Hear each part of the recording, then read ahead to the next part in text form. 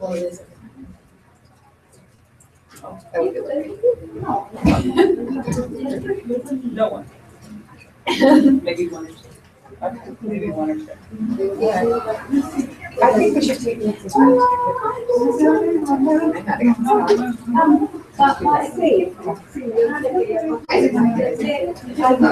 One you're out like, oh, He's with Grandma right now, so. Yeah. Good morning. Yes.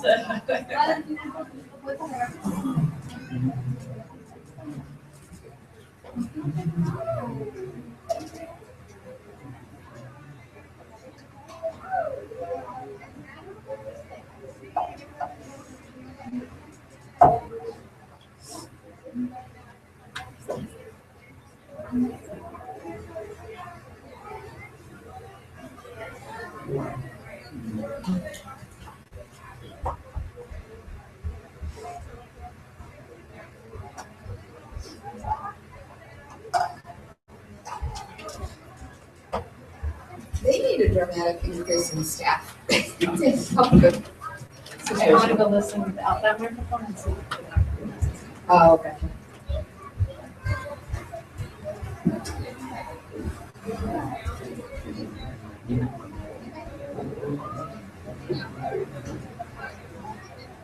Hey, Dave.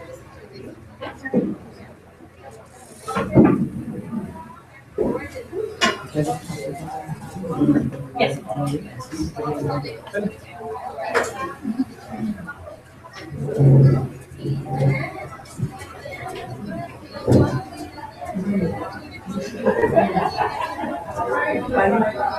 For our SRD. Okay.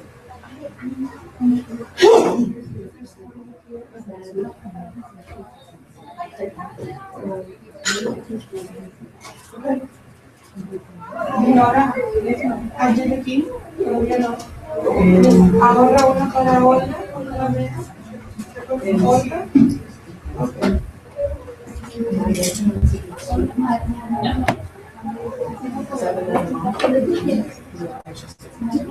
O a lo mejor si ella tiene, es porque como su favorita para que no le falte.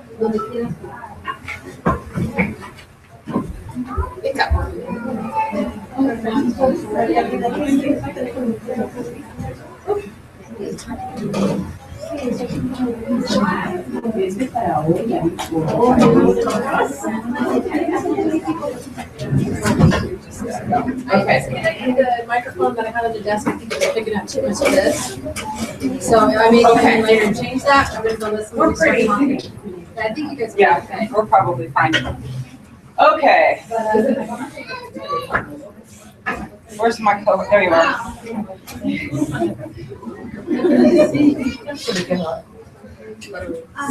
Okay, I already did a 5 minutes, so we're gonna get started, and then as people come in, that's fine. Man, I just took some pizza down for the kids, and then adults can get pizza or whatever. So thank you guys for coming. Does anybody speak Spanish that needs? Well, they I probably think need that. there's like a microphone, but if they want the actual, like, headphones. Oh, it's gonna come through It's speakers. gonna only, Spanish will only come through the Oh, headphone. okay. Yeah. So, yeah. Do you want to, oh, do you know the panelists pretty well, you know? Or can you announce that? Well, I'm asking. Nope, I'm good.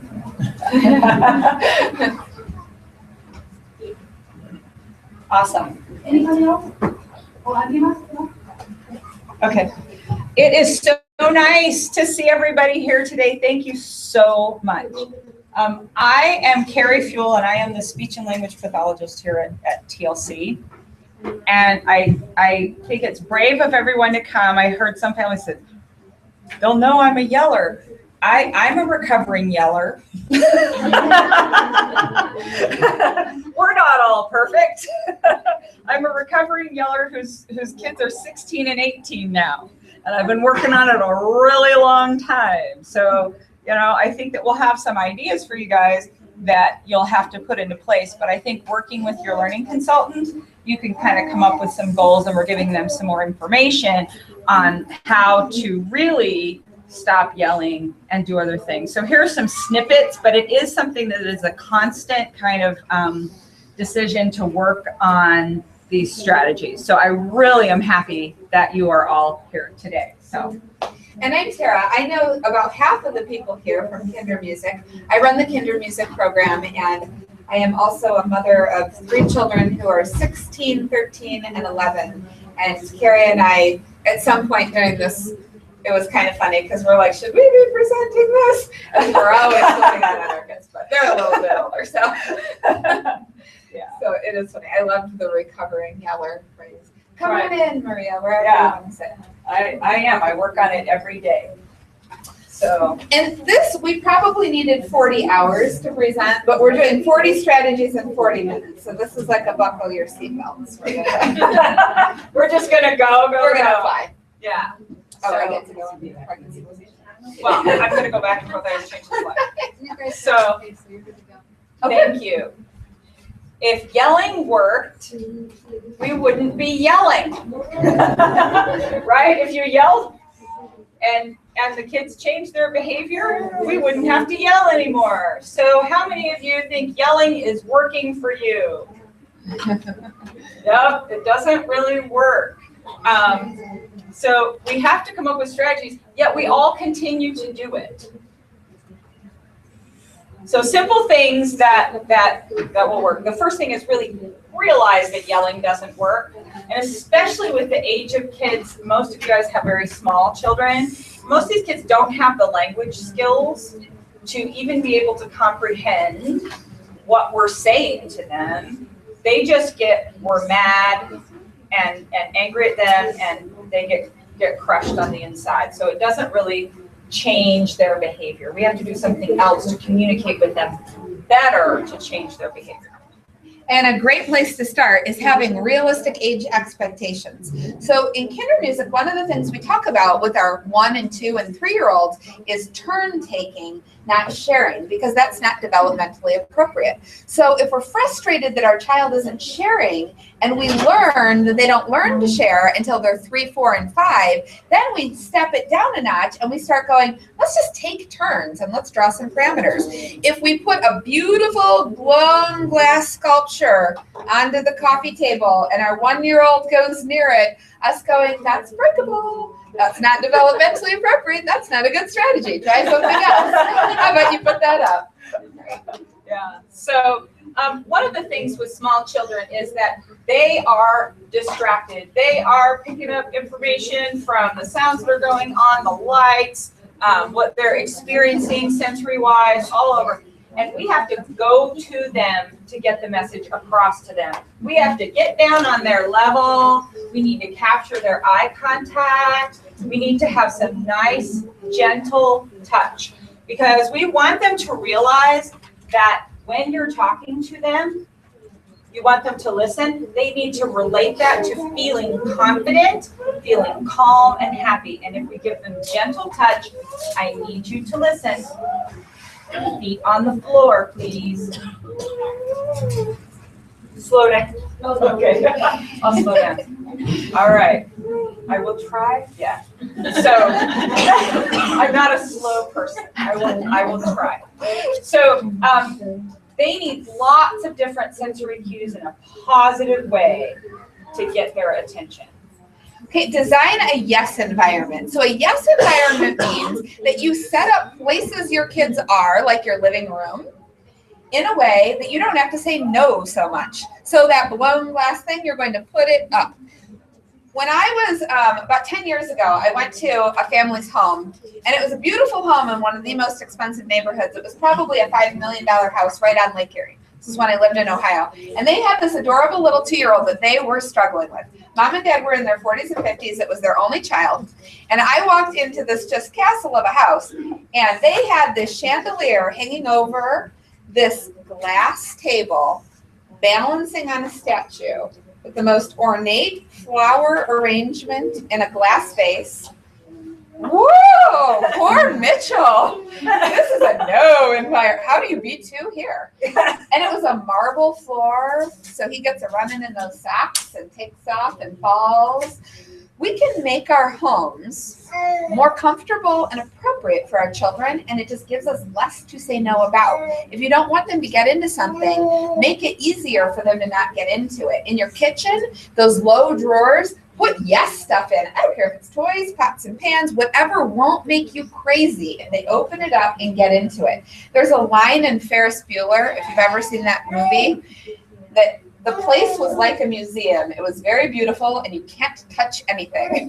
That's what we don't want when we're raising babies and toddlers. We want to take away some of the things that we're constantly having to say no about. And you make the decisions what your triggers are. If things are too low, if they're constantly into the movies and the TV, get those movies up. Put their toys in there. Stop making yourselves crazy by things you have control over. Yeah. So, second one is choose your battles. My husband is notorious for saying, the minute my daughter asks for something, he says no. I don't think he heard it. I don't think he processed it. He just immediately says no. And then he thinks about it and they reason and he goes, oh, well, like, what's the worst case scenario there? Okay, yeah, you can do that. But he's setting himself up for the kids to beg and beg and beg and beg because they know that no might change to a yes. So there are things that you are not going to give up on, like car seats. You're in your car seat. We're not arguing about it. We're not talking about it. We're not even going to say you're in the car seat. It's the way it is.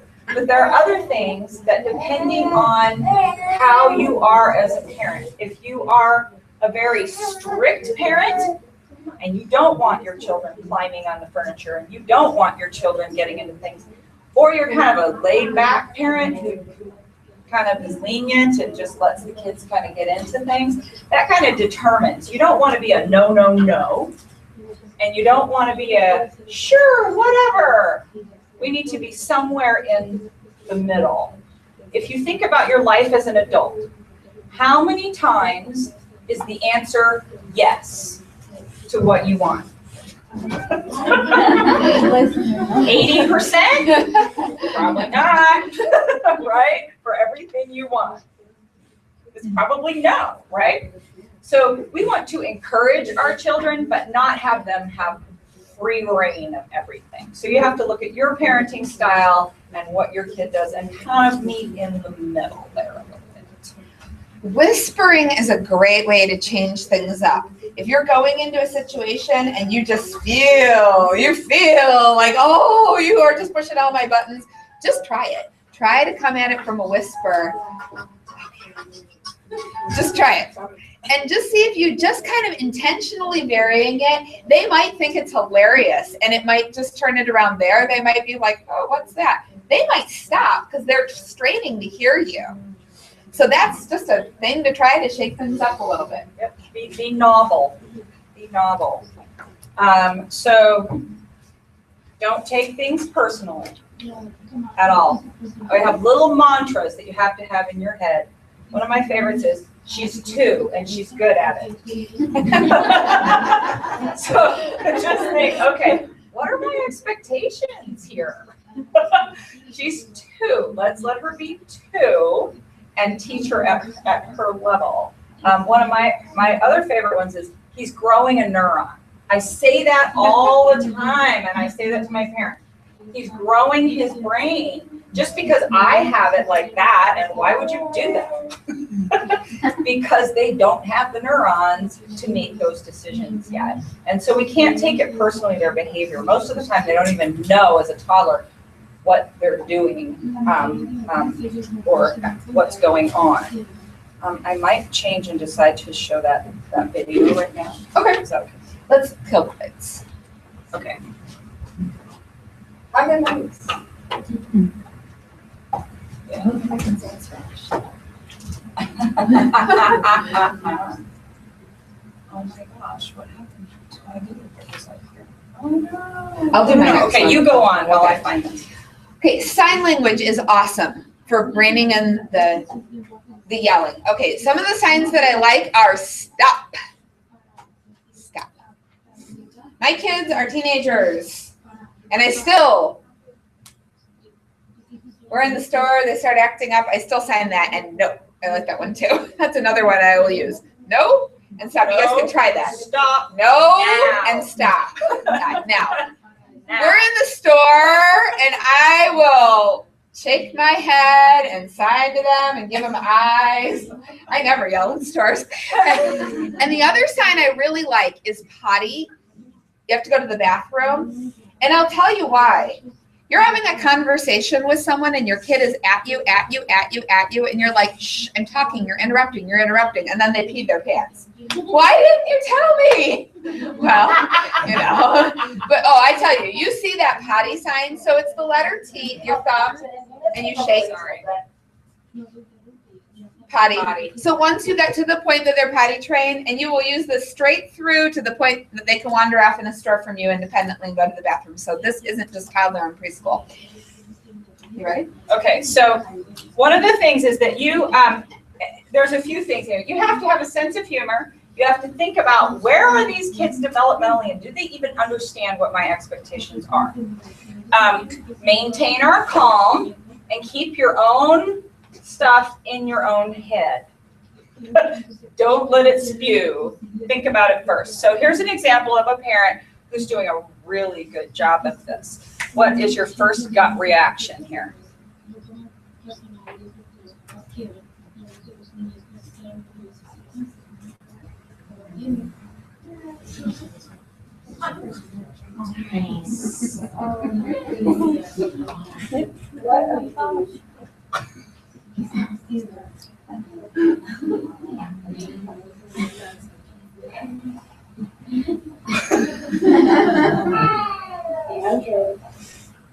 Okay, what is your gut reaction to that?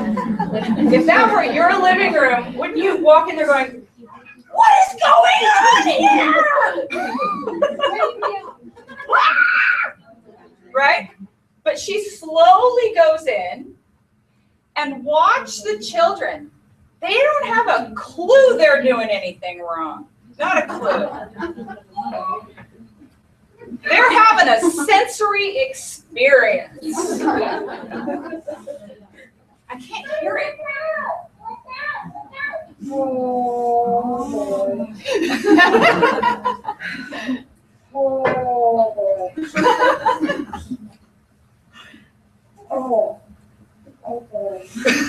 So she's keeping it to herself.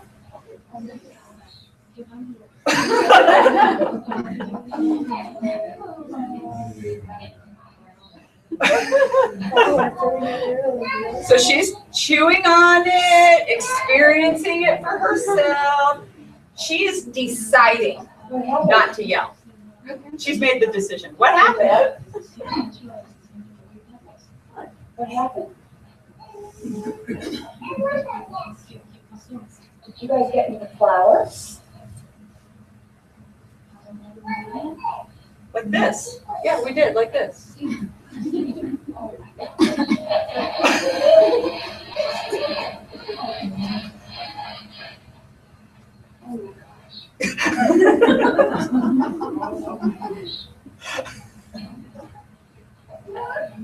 Okay, do you think that her blood now is starting to come down, right? She's starting to go, okay. See? See what we did?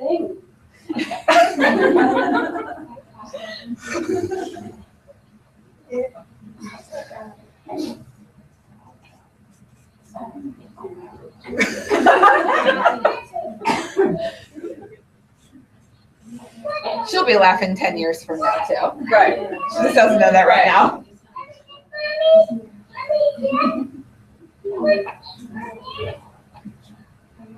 The kids are not aware that she is angry. She's overwhelmed.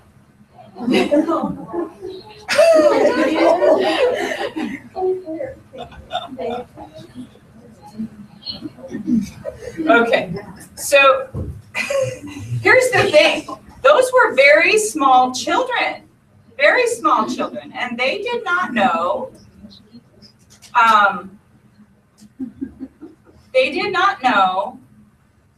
that that was wrong. Now, should they know that that's wrong?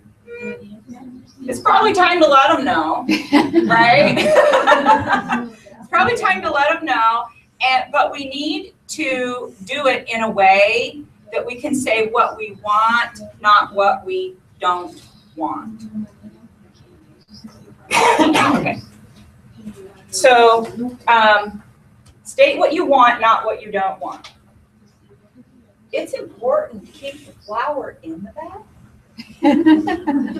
When we have flour, we have to keep it in the bag. We keep this in the kitchen. This is where this belongs. And then you have them help clean up to their best ability. If this were an 8-year-old, I would still want to yell even more, right? If this were an 8-year-old, I'd be like, what were you thinking? If I say that to them, what were you thinking? What does that say really to their heart? You don't have a brain. You're not smart. You can't make good decisions. What I should be saying is, this is a mistake. We made a mistake, and you need to clean it up. And after they clean up a mess like that, they're going to think about it, and they're going to probably not do that again if they know that they're going to be held responsible. So it's a much better strategy to say, I need you to pick up the broom, I need you to get, some paper towels, and I need you to clean this up. What you want. Also, jumping on the couch, flying through the air. I need your feet on the floor. My favorite in our house is, don't put your feet or your seat where you eat. Keep it down.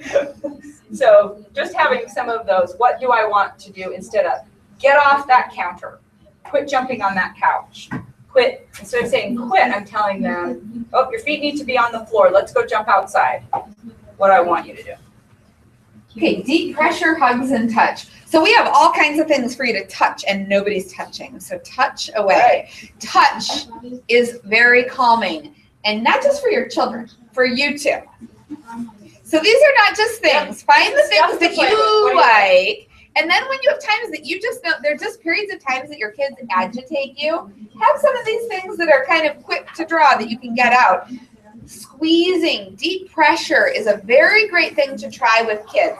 Just squeezing down their arms, squeezing on their legs, squeezing their hands. Not angry, but like a deep pressure massage. How does that feel? It's a very calming, good feel. And sometimes the first time you do it, they're like, whoa, what's that? Yeah, that kind of feels good. But you can train them to ask for that. We've scratched my back. Some of them like that light tickly touch. Some of them can say, I need a hug. That whole body compression, this can calm their sensory system. So we're really riled up. We have kids that are bouncing off the walls, and we squeeze their arms and we get that energy down, because if we start yelling, they're already too high, and now we make them go higher. So we make our problem bigger. So sometimes this is more about managing your sanity. Just do easy things, because otherwise it makes you crazier. So these are easy things, but giving them a hug, asking if they need a hug, do you want a hug, hugging, and have them start asking for these things. You want your back rub? You could try little palms, like this little piggy thing, but other ones that you're like maybe crawling a caterpillar up their arm, or you can try to paint on their face, touch their eyebrows, figure out what feels good to them and calms them down. So when you have an escalated child, you can try some of these deep pressure, touchy sort of things. Oh, it's time for Play-Doh. Oh, how about a hug? Let's just rub your arms. And it just kind of brings everybody down. And then the best thing is afterwards, you'll feel better too. Yelling feels good right now, but 35 seconds later, it doesn't feel good. So we do better strategies right now, and it feels better in the long term, instead of having that instant gratification of the yell and then having remorse. And the worst is when it happens at bedtime, and then you lay in bed going, I'm a terrible mother, which of course we never do. Next slide. Okay, so we all have to recognize that we have a huge contribution in this relationship with our children, and that we have some decisions that we have to make. First of all, we have to know, why are we yelling? Why are we yelling? Acknowledge your feelings. How many of us, well, yelling because I'm angry. There is flour everywhere. I am angry. But just because I am angry doesn't give me a right or do the right thing to my child if I just lash and take that out on them. It hurts them psychologically. Yelling hurts them psychologically as much as physical abuse. That's what it does to kids when we yell, because most of the time they do not have the language skills to even understand what we're saying. All they feel is that they are bad, they are responsible for everybody's unhappiness, that they're the cause of everything bad. So how about hopelessness? Oh my gosh, this is never going to get better. How am I ever not going to have a 2-year-old anymore? You know, they do grow up and things do change. But as a parent, we do feel hopeless. We do feel helpless sometimes. And some of the things that our kids do, we just really blow our mind. Sometimes we feel inadequate as a parent. Sometimes I'm just going, what did I do wrong? Like, how am I missing the boat here? I didn't get that. Just that's part of being a parent, is, you know, having that feeling of inadequacy. Fear that this isn't going to get better. Fear that I'm not going to be able to solve this. Guilt. After I yelled, I feel guilty. Why did I do that? I should have handled that differently. A lot of times it's feeling disrespected. That is a trigger for me big time. If I feel disrespected by my kids, I just want to go put them in their place immediately. And that doesn't really teach them to respect me, because I just disrespected them. I just told them they were worthless because of how they acted. When really what I needed to say is, I would like you to try and say that a different way. Your tone of voice was very hurtful to me. Let's try that again. So it's important to acknowledge your own feelings. Take a moment and acknowledge what it's going to do to your child. It really isn't good for your child. They're responsible for everybody's suffering. Kills the chance for a healthy conversation. A lot of times kids might be coming up to tell you something important that might be life-changing to you, and really you're just like, nope, go to bed. Like they have to go to the potty. Right, yeah. And you're in the grocery store. Done. Oh, you wet your pants. What were you thinking? Well, we didn't give them a chance to have that conversation. It really increases aggression, causes depression in children. It shows that you are not in control of your emotions. So why should they be in control of theirs? If we're teaching children how to control their emotions, we have to be an example of how to control ours. And it makes kids anxious, worried, and scared. It doesn't make them problem solve their way out of things. They are just living in a fear place. So it really presents us as a terrible role model. And if we think every time we yell, what if I had an audience? Like you said, I never yell in the store. I don't either. But I do yell at home. And then I think, should I close the door? If I'm thinking, should I close the door? I probably should not be yelling, you know, if I can think that far ahead. So if I imagine that I have an audience, that sometimes helps. It's like, would you do this if like y'all were sitting here? The other thing is working through your childhood issues.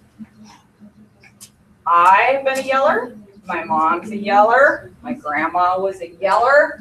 We have a loud yelling family.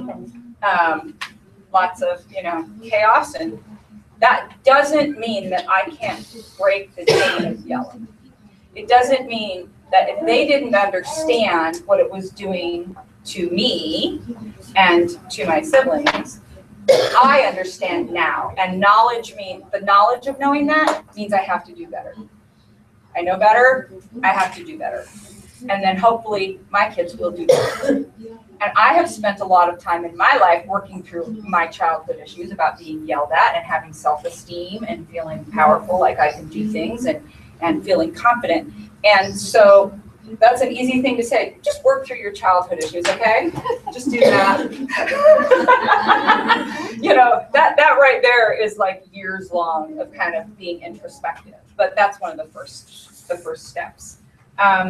And the next is to predict what will happen. What are your triggers? When you have kids doing something that is out of what you think is okay, anybody really, you set into a herding instinct. You say, oh my gosh, my anxiety is going up. There are toys everywhere. It is chaotic, and my anxiety is raising the roof.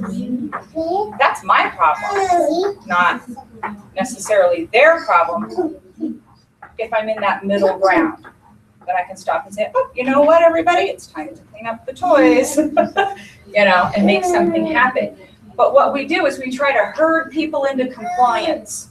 Stop that, I can't take that anymore. Put those away. We're like a sheepdog going, I am having anxiety and we are reining this thing in right now. So that is an instinct that we all have. What about the triggers that you have and your child have? Lack of food.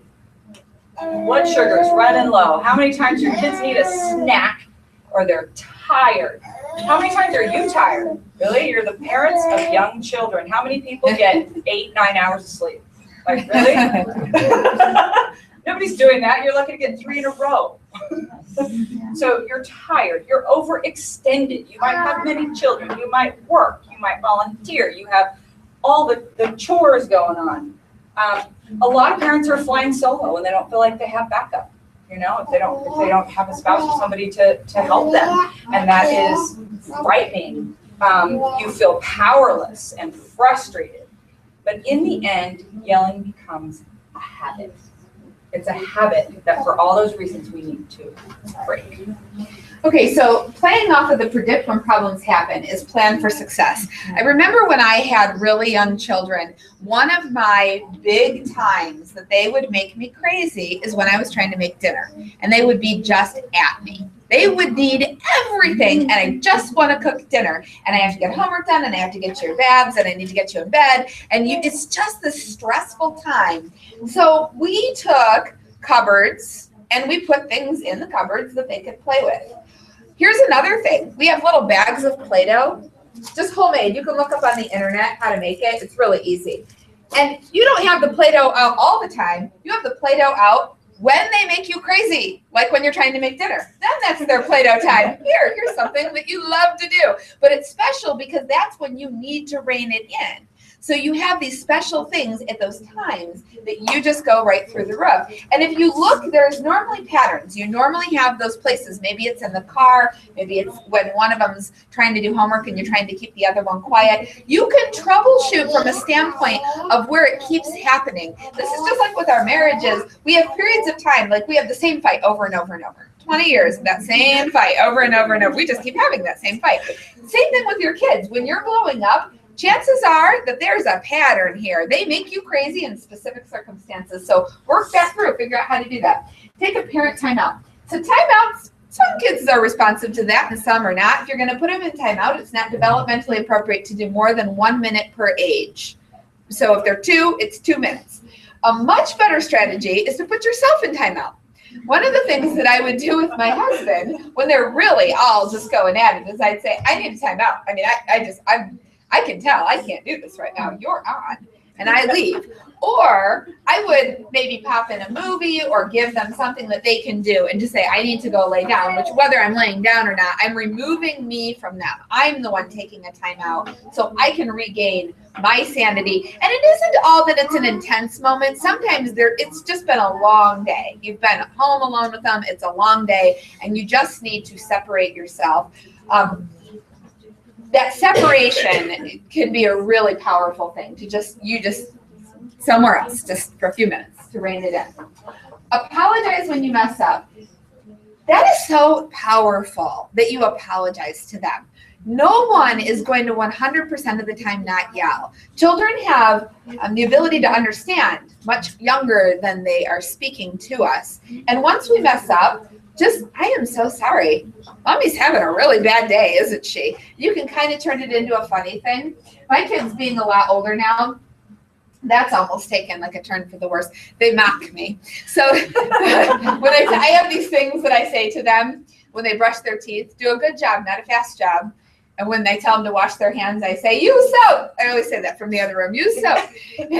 So they'll, like, if I say any one of these things, they'll start into their whole little mommy dance, and they'll be like, do a good job, not a fast job, use soap, drink water, put lip balm on. Like, they'll do this whole, like, little mommy skit. It is kind of hilarious. But when you come back and you kind of make light of it after it happens, it helps your kids not take it quite so serious either. And then if they kind of start to, like, make fun of you a little bit, it kind of clues you in. You're like, all right, I'm doing that thing again, right? Okay, let me rein that in. Danger is a great reason to yell. If they are running out in front of a Mack truck and about to be killed, that's a good opportunity to yell. And we do want to save our yelling for things that are going to save lives. So make sure that you do kind of think of that as a strategy that you might need someday. But if you're just constantly the yeller, it's like the boy that cried wolf. They are not going to hear that yelling because that's just you. That's just how you talk. Learn your differences in recharging and coping. I love this. Okay, so people generally recharge their energy one of two ways, introvertedly or extrovertedly. Introverts recharge going into the bedroom, shutting the door, and reading a book. Get away from me. Extroverts go to a party, invite people over. Okay, my husband recharges introvertedly. I recharge extrovertedly. Friday, our week was long. Our week was awful. I want to go out with everybody we know. He's like, no. People. That happens with our kids too. You might have this really social child and you recharge introvertedly, and you guys have just had a week. It has been hard. You have been in the car and it has just been too much of everything. And you're like, we're just going to have a nice calm day at home and we're going to read. But your child being depleted needs to go play. They need a play date. And then you need to figure out the balance. Maybe you get to take a time out the night before and then you do a play date the next day. Figuring out these little differences in how you recharge and how you cope between your child, what works for your child, and what works for you, helps you see balance so you both get what you need. Because if they recharge differently than you or they cope differently than you, you're not going to force them to cope your way or force them to recharge your way. You need to have a concession and you need to be able to make sure you're both getting your needs met. And then this is great. Just try it again tomorrow. There's no such thing as a perfect parent. So we don't want to just start on a slippery slope and we just go from bad to worse and just crash and burn. And then it's like, we're just going to let everything go because we're yelling or we can't do it. No, just that trying. That trying is the process of getting it. And you start to figure out what works and you start eliminating all the things that don't work and you just start doing those things first. So one of the things with trying is that you have to continually work on being mindful of what you're doing and what your intention is. I've worked so long on being mindful that I literally in my head will go, you gonna yell? And there are times when I say, yes, I am gonna yell and I'm gonna walk in there and do that. But most of the time I say, you better go take a time out and think about this first. So I still have to try. Everybody still has to try. We're not perfect, but be mindful and stop and think first. Okay, so bags of tricks. Have snacks available. There are raisins in my car. There's nuts in my desk. You need to have a way to recharge and do it quickly. And usually what happens is, we go for the sugar, right? We're coming down, we're getting hungry, and we go for the sugar. And we do that with our kids too. We've made it to the grocery store and we're exhausted. And if you want the M&Ms, here you go. I am so done with this. So if we plan for that ahead of time and say, you know what, I'm going to plan some snacks. I'm going to have some fresh fruit. I'm going to have some cheese. I'm going to have some nuts, some little cups of applesauce, some little baggies of cereal. you know, some whole grain stuff, and you want some good healthy food, because a child can eat 3 little bites of cheese and it can turn their whole world. It's amazing. It's amazing. They have little bitty stomachs and they just need to kind of constantly have it. So plan that ahead of time. Also water, not juice. Juice nutritionally is worthless. Unless you juice your own, that's very healthy. If you're going to do juice, like a box of juice or something like that, do something that has no sugar added, because if we keep doing the sugar instead of using natural sugars and proteins, our blood sugar levels just go up and down and up and down. And what goes with that? Behaviors. Angry. I can't move. I'm too tired. Oh, I'm not elevated. And that's what happens when we don't manage that. So 3/4 of a cup of juice a day for a child is ample. Water. Like Tara said, have some Play-Doh. Have a bucket of things that you can give your child at those times when you need a moment. I have a lot of parents that now have like a bin of toys, and it stays up. It is never played with until mommy needs it. And then they love it. The other thing is that, let's see, you can also do Play-Doh in the car if you keep it in the bag. Small toys that keep your hands busy. That's what these things are. If I go into the grocery store and I expect my kid not to touch everything on the shelf, they need to touch something. They need to have something in their hand. And if I'm trying to sit in church and I expect them to sit and be quiet, not going to happen. They've got to be doing something. Look at this beautiful little child. They're so perfect. And what's she doing? She's having a snack. She's got some water. She's got some little sticky sticks to play with and some crayons. Does she care what's going on in here? No, not really. She's just got her world taken care of so that you can be calm and listen, right? So plan ahead for that. Fidgets, we tie things to kids' belts. We have, Target has a great line of jewelry, awesome, bracelets and necklaces and things that the kids wear, and they sit and chew on them and fidget with them, and yeah, you can wherever. Bean bags, magnets, all those things. The other thing is music. Now, for my kids, now that they are teenagers, I have my share of rap. It does not calm me down. There are times when I have to say, okay, really? I just can't do that right now. Could we choose something different, please? And then other times, now that they're older, they're starting to recognize my signs, like, ooh, mom's getting like a little crazy. She's starting to get intense. Her eyes are bugging. You better find something a little more low key. And that's good because they're being aware of that. But when they were very young, I had CDs in the car. I had specific music that was totally ready for any time we just needed to chill. And so I would play at home, and I would also play in the car. Okay, sensory items. Our sensory system is how we take in the world around us, and that needs to be fed. And right now, I think it's cold in here. Is anybody else cold? Or is everybody okay? It's cold. We turn it down just a little bit. Okay, so sensory play. I love water. Everybody has a bin with a wet sponge. Water is an awesome thing to regulate our sensory play, and we don't like to give them water because, oh, it's so messy. Oh, get over it. It's water. Okay, squeezing wet sponges, pouring. They've got a little tea set. Put some water in that. Go outside if you're worried about the mess. Water is just an awesome thing to play. Now, don't leave small children unattended with the water. You need to be right there with them, but it's just mesmerizing. And then there's little bins, sorry, I'm getting in you guys' stuff, of rice and beans, and you can have little containers. I would do bigger containers than this, like the under the bed storage containers of rice or beans. And that just feels good. You can put your hands in this stuff right now and just feel how it feels to touch this stuff. Just touch it. That is how we regulate our sensory system. Think about if they're too hot or too cold. When you guys got here, when you're going into the lunchroom, this room was about 80 degrees. I don't want you coming in here when it's going to be sticky and hot and uncomfortable, so we turned on the air. Then it gets a little too cold, so now we're going to turn off the air. We think through this. If they're acting up, try to put more clothes on, take clothes off. Take their shoes off.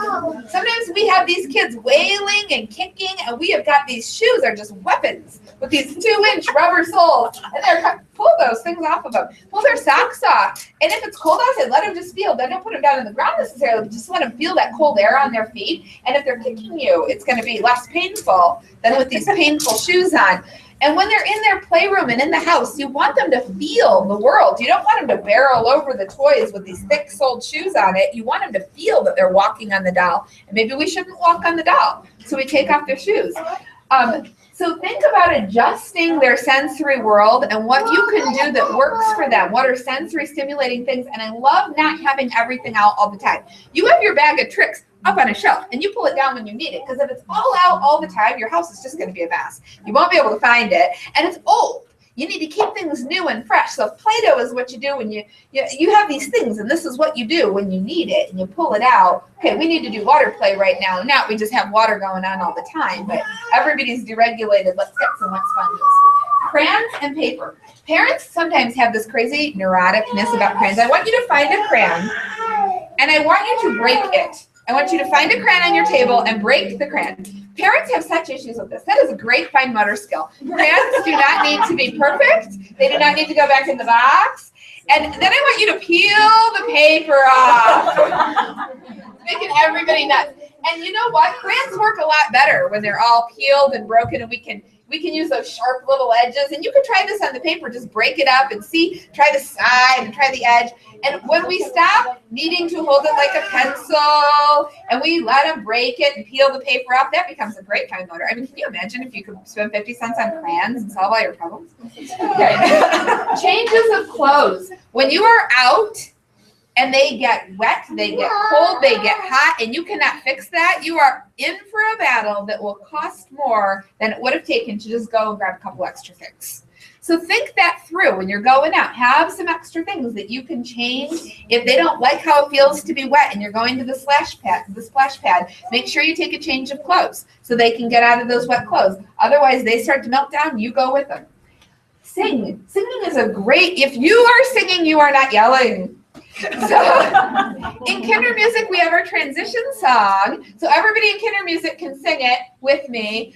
Toys away, time to put our toys away. That works for everything. Shoes on, bedtime, whatever it is a very effective strategy. And you just keep going and you are persistent until they do what you need them to do and you're not yelling. And also, when you're around other parents and you start trying these strategies and they work, then you're kind of like the cool mom that has it all together. I remember being in an airport once and there was this mom and she had this really cool black diaper bag. And I had this like ridiculous Winnie the Pooh diaper bag. And I just felt like she like has it all together. And I went and got that exact same diaper bag. And I was so done with anything with cartoon characters on it.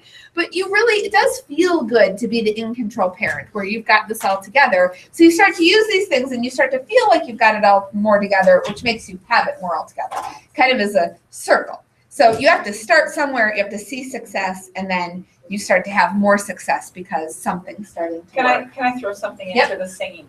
I do this at the end of the therapy every time we work with the kids, because we're putting everything back. Toys away, toys away. We cannot expect for these kids to go, oh, toys away, got it, done. Especially when it's something that they love doing. When they're conditioned to it and you use it regularly, it will work like a charm. They know that's the end, but they might have to travel around the couch with it, thinking about it. And if you're running kinder music, you come right to them with the bit. Yeah. You come right to them. So Right they're being to 'em, defiant, and I'm coming up to them and I'm going, eggs away, and I tap the egg, and you finally do get what you're and they finally will start to work that in to what their routine is. It works great. Okay, so a plan B. You are going to the park for a play date. You have had this planned for a week and a half. You have bought food. You're going to have a picnic. Everything's going to be great. Somebody wakes up a little bit cranky. They go down for a nap a little bit early. We're running a little bit behind. And you know that they're pretty rigid about their lunchtime. You start to see that this isn't going to end well. Just don't go. Just change your plan. Have a plan B and be willing to execute that plan B. Something that parents do, this is a thing. You are in the grocery store. I hate grocery shopping. And it has just taken you 45 minutes to fill that cart. And you need these groceries. You have nothing left in your cupboards except that flour. And you need these groceries. And your kiddo is having a meltdown. I have walked out of the grocery store with that full cart of groceries I needed. And we had a grocery store in Ohio that had a walk-in cooler and a parent service that they would push it in. Like, this was a thing. I've done that. They have put this in the cooler. I'll be back in an hour. You have to be willing to abort mission and try something. You have to. You just can't be that rigid because you also are developing a very rigid child, and it just isn't. Really, I mean, what are you going to beat him when you're in line trying to get I mean, what is this going to look like? So there are points that you just have to say, this is not the day for the play date at the park. I cannot do the groceries right now. I need grandma to come over. I need dad, wait for dad to come home from work. Whatever's going on, sometimes you just have to be flexible and change that plan. Right. Now, it is 1:05. Anybody who's on a timeline, feel free to get up and go. But we're going to finish our last bit for anybody who wants to stay. So don't, if you need to leave, go ahead and go. Okay. Do I go first on this one? I do. Okay. So pervasive problems. A pervasive problem is something that you really have earnestly tried pretty hard with, and they're still having a problem. And at that point, you need to consider when it's time to get professional help. Your child might have developmental concerns, and those developmental concerns are going to need a little bit more than Play-Doh and water play and taking their shoes off and sitting toys away. Okay, so you have to know when it's time to seek out services and what kind of services to seek out. Yeah. So you need to really narrow down where you need, your help, and look at. Sometimes it's just like, will you just fix my child? I'm like, well, I can't just fix your child. First of all, we have to narrow down. What are your biggest issues? What are the times that you are having the most trouble? What things are under your skin to where you are just crazy? Let's go there first. Let's prioritize what needs to happen and work with a professional who's going to help you do that and take on one thing at a time. Especially for kids who have developmental disabilities or behavioral disabilities, where really you're going to have to go bit by bit by bit, and these things don't end quickly. I've been a parent for 18 years and I'm still working on a lot of things. So we have to narrow down, what do I really need right now? Okay, realize your child might need more accommodations. My youngest is 11, 12. Well, no, she's 11. I don't know how old she is. She's 11. And she is super hyperactive, annoyingly hyperactive. When she was a baby, we bounced her on an exercise ball to put her to bed. We ran the vacuum. She stood up and walked across the floor at 8 months and 10 days old. And that was not a good indicator of an easy life ahead of us. She is now 11, and we have her sitting on a ball in her classroom. She does not sit on a chair. She has a ball. She doesn't even have a chair in her classroom at school. And at home, she has a ball to sit on. And my husband built her this bar thing that's in her bedroom that she spins and spins and spins that helps her regulate. And it is not beautiful. It is not Pinterestable. It is awful, actually, but it is effective. So we have taken this really difficult child, very difficult baby, and we have cultivated her into, she's actually quite an amazing athlete. So us being willing to make these changes for her, now, if that didn't work, we would have gotten more help than the bar but I don't know. I was pretty resistant to having this plumber metal bar thing in my house. I mean, it is awful. I mean, it was in our guest room. It's just terrible. But so I was resistant to making that sort of an accommodation, going to the school and saying, you know what, get my kid a ball. She can't sit still. But now we have this very athletically gifted child that we now can see purpose in what she was doing when she was younger, and we can respect it a little bit more, especially considering that we could rein it in. But we did have to make some concessions, and in our case, it was having just a quite awful bar in our house. Yeah. Find meaning in your child's behaviors. Most behaviors have some sort of communicative meaning. Even if we are running around like the Tasmanian devil and throwing the cushions off the couch and doing, what is the communication that we're getting across there? That child might be saying, I am agitated, I am coming out of my skin, I need some way to calm my body. They're communicating to us that they need something, because how many of us want to run there? I mean, we don't want to run there. Turn on the rap music for me. We don't want to be there. They're communicating something to you. They might be having meltdowns because you aren't understanding them. So let's come up with different ways that we might be able to understand, either through some pictures or some signs or something. Behavior has meaning, and it might be hard to get to, but it makes it easier to know that you can respect that your child is not just being manipulative. The little children in the video with the flower were not being manipulative. They were not seeking to push their parents' buttons. That's not what they were doing. They were having a sensory experience. Now, sometimes do your kids seek to push your buttons? Yeah, they do. That one, and let's see your eyes widen. But that is still a communicative purpose. I need some attention. I need something from you. I need a hug. I need you to be with me right now, and that's why they're egging at you. So there's reasons behind it. They're not just being awful little children. I'm going to interrupt you for just a second. I'm going to pass my dog around so you can just feel him. He had surgery. You'll see what I mean when he goes. Yeah. Yeah, surgery. So reframe the negative into a positive. So what did the mom do in the video? She could have gone, you guys are horrible. What were you thinking? Why did you do that? That is awful. No. Clean that up. She could have gone off in many ways that seem justified, right? But remember that we have to bring some of the good in and recognize, oh, well, they're having a sensory experience, and she calmed herself down and decided to ask questions. What are you doing? Trying to get in the head of where was that child coming from?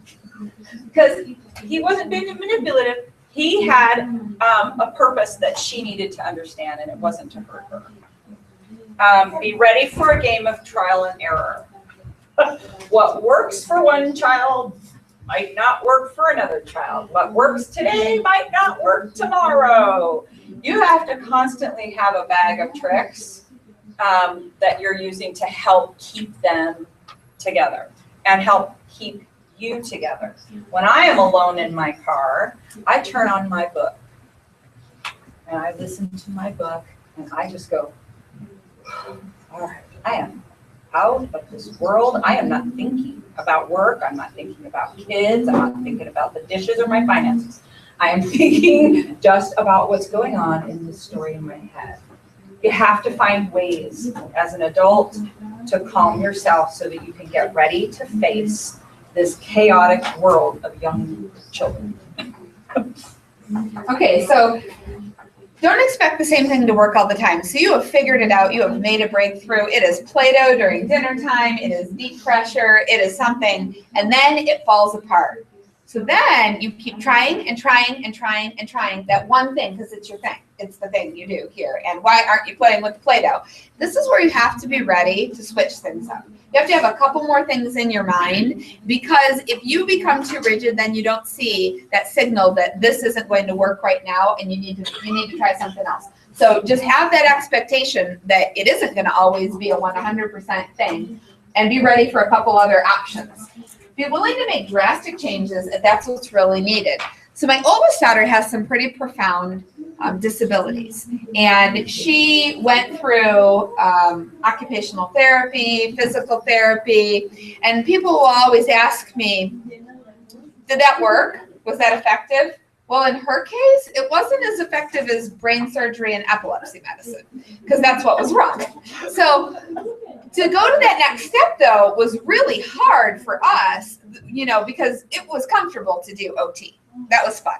We're playing in sandboxes. And when we got referred to a brain surgeon, you know, you kind of get a little freaked out. But sometimes something that seems drastic and scary at the time is really a solution that's like right there in arm's reach. So sometimes you have to be willing to look at some drastic things. We've had parents that have had a job and they've had their child in daycare and their child has special needs, and that daycare was not a good option. And that was a huge upheaval because a parent quit their job. They had to look for a different daycare. It was more expensive. It was across town. Maybe grandma moved in to help. Sometimes what it looks like when you're dealing with pervasive problems is not something that you pictured your life looking like in the beginning, but that's okay. Because sometimes making things work and bringing sanity back to your household is more important than you staying rigid in how you initially pictured your life looking. And we've had to do that a lot with our oldest because it doesn't look at all like what we thought. Trust your own instincts and dismiss unqualified advice. I think that probably every adult has someone like this. And my in-laws were my people. And sometimes it was my parents too. But they just always seem to know if you just, or when you kids were little, and I'm like, right, okay. And now we know more about kids, so we do different. I don't care if all you got to do is whack them upside the head. That's not what I'm going to try. And I'm going to pretty much tell you to stop telling me that. I'm not going to just sit there and eat it. I once had my son was pretty little, maybe 3 weeks old. And I nursed him, and he had hiccups. And my mother-in-law came over to me with a shaker of sugar that she was getting ready to pour in my newborn baby's mouth. And I'm like, no. I don't care if that's what works for your kid. Don't care. And sometimes that is very hard for us to dismiss relatives. Sometimes it's our parents, grandparents. Street in the grocery store. Oh, people in the grocery store. And those stories, I mean, like, I don't have parents that, like, you know, they're like, yeah, I was here and this mom came over and she's like, you want to know how to make this person you don't know? What is that? Sometimes you just have to be willing to draw a line because what is that? And you know who this child is more than they do. And sometimes even with doctors, you realize that they are wrong and it is time to get a new doctor. Sometimes we will have a parent that knows that they have a problem. They are very concerned and their doctor goes, oh, he's a boy. Oh, it's because his siblings talk for him. Oh, it's this, it's that. And the parent knows that isn't what's going on. And at some point you cut the cord and you go on to someone that will listen to you. You need to trust your own instincts. They're there for a reason. And a lot of times your instincts are spot on. So sometimes you need to be willing to really listen to your gut. And then we are humans, not robots. We're dealing with people, and these are little people, and every one of them is different. Every one of them. They're different personalities. They have different likes and different dislikes. They have different sensory seeking needs or aversions. You're the only one who really knows your child, really knows them, and feel confident that even if you're seeking out help, you've got this because you're the only one who can know. And I want you to think about this too. If you have everything out to make chocolate chip cookies, and okay, so you're pouring flour and sugar in the bowl. Somebody goes, well, what are you making? I'm making flour. We're making cookies, right? We're not raising children. We're raising adults. So you need to look at it from a perspective of who they're going to be, where we're going with this. Is whacking them upside the head. So will we just pass that on to the teachers at school? That'll be their strategy. And then their boss. All you do is whack them upside the head. That really largely is not a strategy we use with adults. Why would we use that with children? And you have to kind of look at that. Where are we going with this? You are raising someone who is going to be an adult, and how high functioning do you want them to be? Because if we limit them with strategies that would be just awful, that we would never use with another adult, then that's probably not a very good strategy to use, and you can kind of break apart and see, like, is this a skill? Can we teach a skill here? Is this something that they need down the road? And connecting with other similarly situated parents, this is whether you have completely typically developing parents, whether you're a single parent, whether you're a parent of children with special needs, whether you have 4 children, you're on your first, you have babies, you have toddlers, always have your team, your people that you go to and you talk things out. So for me, it's Kerry. Kerry and I, this is our similarly situated parents. We both have very difficult high school girls. Very challenging. They both have a lot of medical and a lot of issues that they have to work through. And they're both in high school, and we both work here, so it's convenient to go to lunch, I guess. But I don't know. No, but we've become, am I crazy? Right. Here's what I'm thinking I'm gonna do. Right. Like, have a conversation. Stop. Let me think. How am I gonna respond? It is so helpful, though. Having that is so helpful. Where you kind of talk this through with another person and you vent. Sometimes it's just the venting. Sometimes it's talking it through, and sometimes it's like, okay, you gotta talk me down. I'm gonna kill my kids. And sometimes that's the reality. But when you have these similarly situated people that are kind of your go-to people, and you're in the same place, and it might be you have one for each child, I don't know,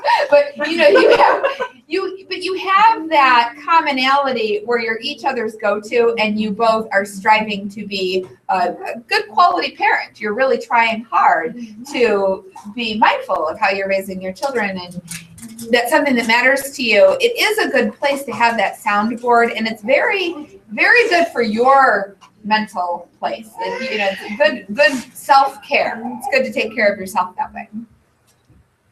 So that was a lot of stuff. That was. We planned on keeping you for a whole week, and then we only had 40 minutes. So we had. No, we had quite the extravagant amount of data. We had a book. We could go on and on, but. Do you guys have questions or comments or feelings about it, or was this helpful, or kind of you already knew that, or? Going to like how we might change something like. Yes. Yep. So I made a few in English. There's some in Spanish. I just need to know how many people would like the PowerPoints. Then I'd be sure to give it to you. Si alguna persona necesita de toda esta información en español, la tenemos en español, nada más nos dice para Those are English. Yeah. Here's some English ones. Okay. So Spanish, English, Spanish. Oh, wait, that's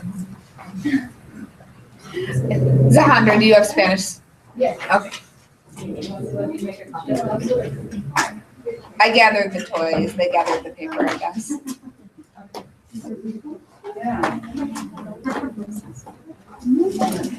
All right. Well, we really appreciate you guys coming. We really appreciate you letting us go over and being patient with that. And we are giving some things to the learning consultants so that they can help you. If you want to make a goal for your child and for you in this realm, they have some resources that we're going to be giving out to them so that you can kind of start on a plan. Because like I say, it isn't come here for an hour and we're solved. I wish it were that way, but it's not. So yeah, know that we're getting them some resources for that, and you can take that on and work it. So really appreciate you guys. Thank you.